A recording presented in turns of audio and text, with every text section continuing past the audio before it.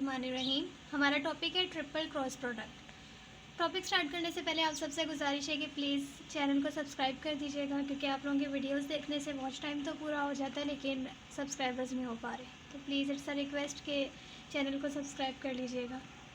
जो टॉपिक है हमारे पास triple cross product. Triple cross product हमारे पास दो तरह के होते हैं, एक स्केलर ट्रिपल प्रोडक्ट और एक वेक्टर ट्रिपल प्रोडक्ट। इसको हम STP भी लिखते हैं, उसको VTP। आज हम पढ़ेंगे vector triple product. Vector triple product में नेम से जाहिर हो रहा है कि ट्रिपल वेक्टर मतलब कि हमारे पास 3 वेक्टर्स होंगे जो कि हमने ले लिए A, B, C। ठीक है, अब वेक्टर ट्रिपल प्रोडक्ट में क्या होता है, हमारे पास यहाँ पे क्रॉस होते हैं। तो वो प्रोडक्ट जिसको हम इस फॉर्म में लिख सकते हैं उसको हम बोलते हैं वेक्टर ट्रिपल प्रोडक्ट। ये इसकी डेफिनेशन होगी कि the product A cross B cross C is called the vector triple product of vectors A, B and C। अब हमारे पास ये क्या है, वेक्टर्स हैं, तो हम इसके ऊपर एक एरो हेड लगा देंगे कि ये हमारे पास वेक्टर्स हैं। ये इसकी डेफिनेशन हो गई। अब हमारे पास प्रॉपर्टीज़ हैं। पहली प्रॉपर्टी जो बहुत इंपॉर्टेंट है वो ये है कि हम इन वेक्टर ट्रिपल प्रोडक्ट्स को सॉल्व किस रूल के ज़रिए कर सकते, कैसे सॉल्व कर सकते हैं। तो उसके लिए हमारे पास एक रूल होता है और वो रूल है, उसकी शॉर्ट फॉर्म होती है बैक माइनस कैब। ये रूल है, ठीक है, बैक माइनस कैब रूल आप लोग यूज़ करके वेक्टर ट्रिपल प्रोडक्ट को सॉल्व करते हैं। हम इसके एग्जांपल भी करेंगे तो उससे समझ आ जाएगा।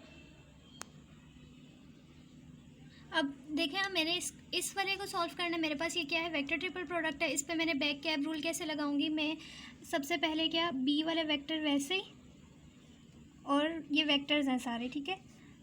यहाँ पे जो A डॉट C है उसको मैं A डॉट C कर दूँगी, फिर दरमियान में माइनस, फिर C ऐसे ही, और A, और जो A और B बच गया उनकी ये सारे जो हैं ये हमारे पास क्या है, वेक्टर्स ही हैं। अब वेक्टर ट्रिपल प्रोडक्ट क्या है कि आपके पास ओवरऑल आंसर क्या आना चाहिए, वेक्टर ही आना चाहिए, ठीक है। जैसे ये एक वेक्टर था ना, जब आप इस पे रूल लगाओगे तो वो जो आंसर है वो भी एक वेक्टर होना चाहिए। तो क्या ये वेक्टर है या नहीं, अब हम इस चीज़ को देखेंगे। अब देखो, हमारे पास ये एक वेक्टर है, ये भी एक वेक्टर है। जब दो वेक्टर्स का डॉट प्रोडक्ट करते हैं तो आंसर क्या आता है, एक स्केलर।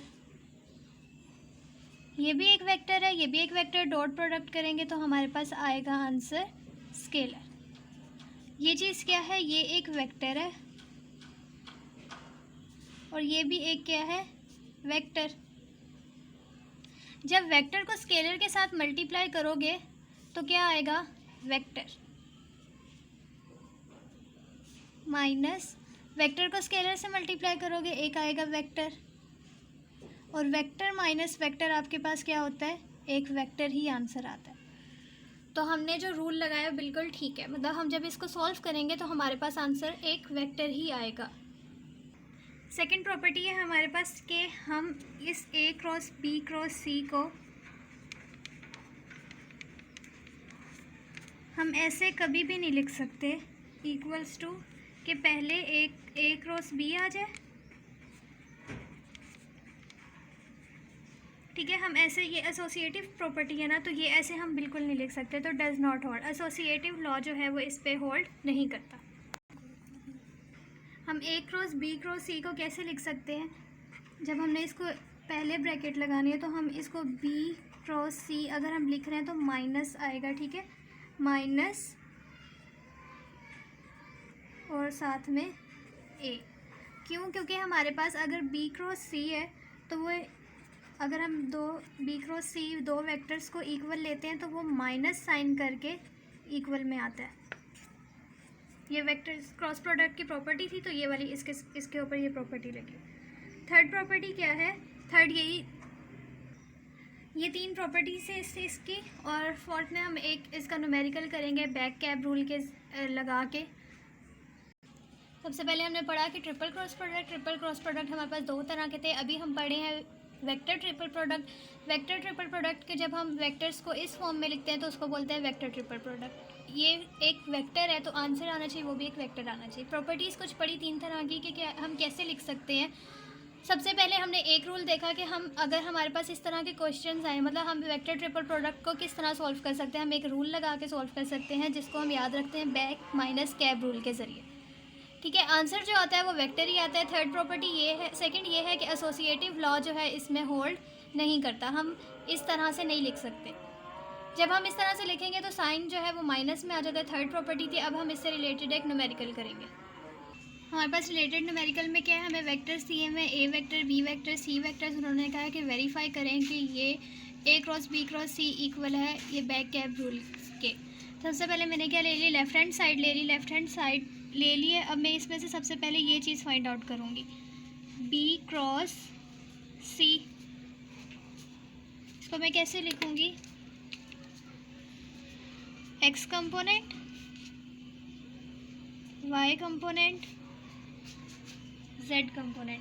लेकिन यहाँ पे आई जे में दिए हुए ना, तो मैं एक्स की जगह आई यहाँ पे जे और यहाँ पर के ले लूँगी। अब मैं इन वेक्टर्स को लिखूँगी, बी वेक्टर को और सी वेक्टर को। आई वाला कंपोनेंट में क्या दिया हुआ है, ये हो जाएगा आई वाला गिवन है -1 में, जे की कोई कंपोनेंट नहीं है 0, के वाला हो जाएगा 2। फिर सी वाले वेक्टर्स में आई वाला 0, जे वाला 1 और के में भी 1 गिवन है। अब मुझे क्या लेना है, इसको सॉल्व करना है। अगर मैं आई कंपोनेंट के लिए लिखूँगी तो मैं इस चीज़ को इग्नोर करूँगी। आई कंपोनेंट के लिए ये ऐसे मल्टीप्लाई होगा, 1 0 0 -2 1 2, फिर माइनस जे कंपोनेंट। ठीक है, यहाँ पे हम लिखते हैं प्लस, फिर माइनस, फिर प्लस, इस तरह से एक्सपेंड करते हैं। अब माइनस के लिए तो मैं इस वाली को क्या कर दूँगी, इग्नोर कर दूँगी और ये दो लूँगी। 1 1 1 -0 2 0। यहाँ पर मिस्टेक होगी, यहाँ पे -1 आता है तो ये 1 -1 हो जाएगा। अब मुझे के लिए लेना है, के वाली टर्म को मैं इग्नोर करूँगी और यहाँ पे हो जाएगा -1 और -0 0।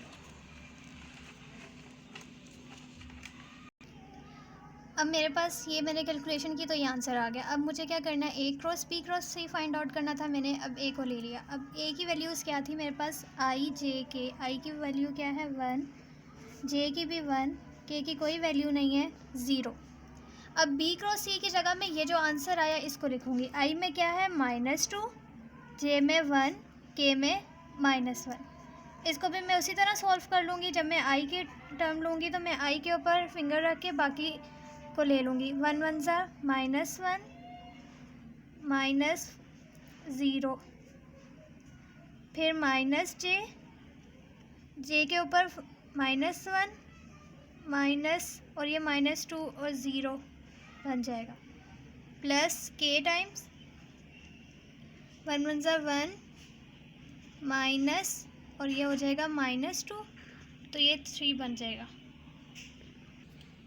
ये मेरे पास आ गया, ये कैलकुलेशन की तो आंसर आ गया। ये मेरे पास लेफ़्ट हैंड साइड का आंसर आ गया। अब मुझे right hand side find out करनी है।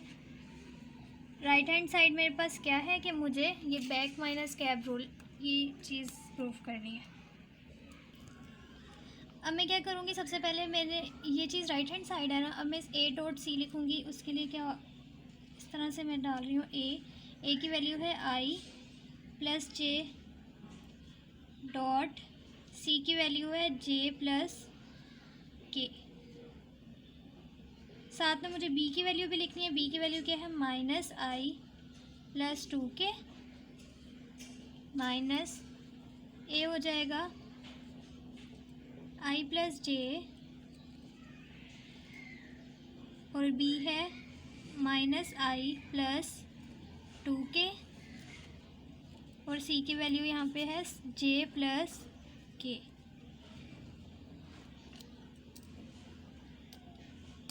अब यहाँ पे कुछ इम्पोर्टेंट बातें,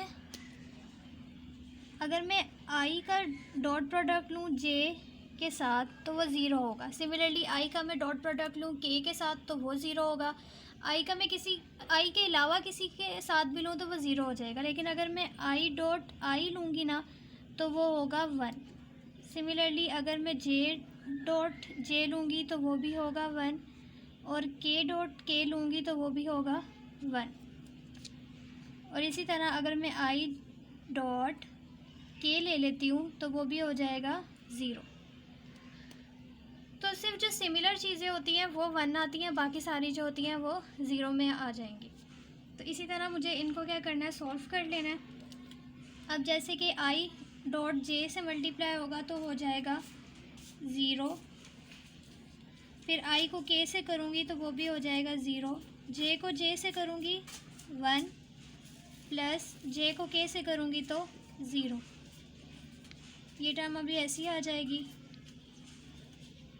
माइनस i को i से करूँगी तो 1, लेकिन ये क्या है, माइनस साथ है तो -1। j को i से करूँगी तो 0 प्लस i को k से वो भी 0 और j को k से वो भी टर्म 0। ये वाली टर्म भी एज इट इज साथ आ जाएगी।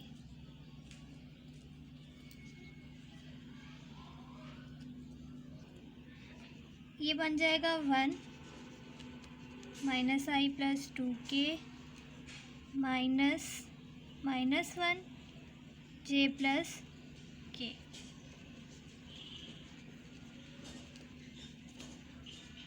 अब ये माइनस प्लस j और minus plus k।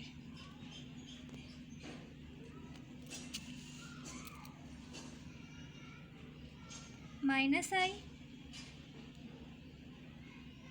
Plus j plus 3k।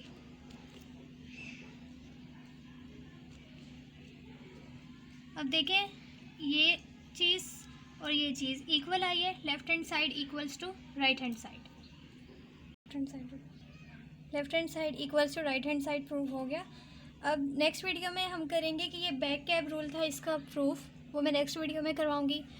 अभी ये टॉपिक यहाँ पे ख़त्म हुआ। फिर से रिमाइंड करवा रही हूँ कि प्लीज़ चैनल को सब्सक्राइब कर लीजिएगा। थैंक यू, अल्लाह हाफ़िज़।